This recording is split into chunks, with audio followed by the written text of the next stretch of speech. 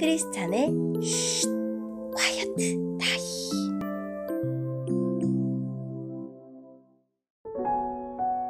샬롬, 크리스찬 성도님들 반갑습니다. 오늘의 본문은 에베소서 4장 25절부터 32절까지의 말씀입니다. 본문의 제목은 세 사람의 삶입니다. 본문을 읽기 전에 어떤 내용인지 요약본을 먼저 읽어드릴게요. 바울은 성도들이 세 사람을 입었음을 상기시킨 후 이제는 세 사람으로 사는 것이 어떤 의미인지 말과 행동의 예를 들면서 구체적으로 권고합니다. 오늘의 본문 25절입니다. 거짓말을 하지 말기 바랍니다. 우리는 한 몸에 속한 자들이니 서로를 진실하게 대하십시오. 화가 나더라도 죄를 짓지 말며 해가 지기 전에는 화를 풀기 바랍니다. 그렇지 않으면 사탄이 여러분을 공격할 수 있도록 놔두는 것이 됩니다.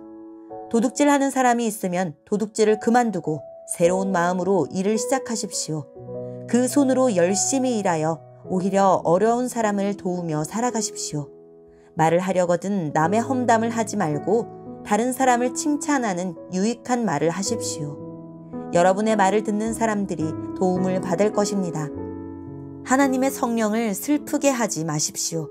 하나님께서는 마지막 날에 여러분이 구원받을 것을 보증하시기 위해 우리에게 성령을 보내주셨습니다. 원한을 품거나 화내지 마십시오. 가시 돋친 말로 다른 사람의 마음을 아프게 하지 마십시오. 친절히 대하고 사랑과 온유함으로 하나님이 그리스도 안에서 여러분을 용서하신 것 같이 서로를 용서하십시오. 아멘. 오늘의 본문을 통해 이해할 수 있는 부분은 무엇일까요?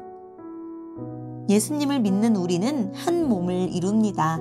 서로 다른 관심과 재능을 발휘하여 살아가지만 예수 그리스도 안에서 구원받은 우리는 하나같이 하나님의 은혜에 감사하며 살아갑니다. 하나님이 우리를 용서하신 것처럼 우리도 서로 용서하며 하나됨을 이룹니다. 하지만 거짓말은 우리 안에서 소중히 쌓아올린 관계를 훼손합니다. 분노를 오래 지속하면 죄를 짓는 환경에 더 많이 노출됩니다.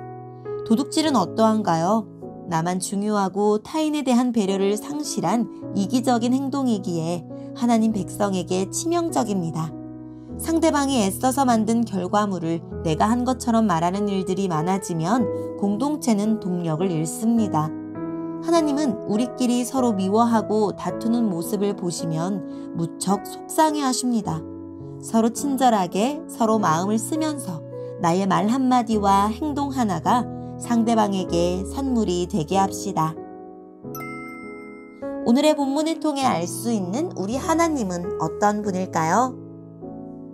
하나님은 남을 헐뜯는 말 대신 상대방을 칭찬하는 말을 좋아하시는 분입니다.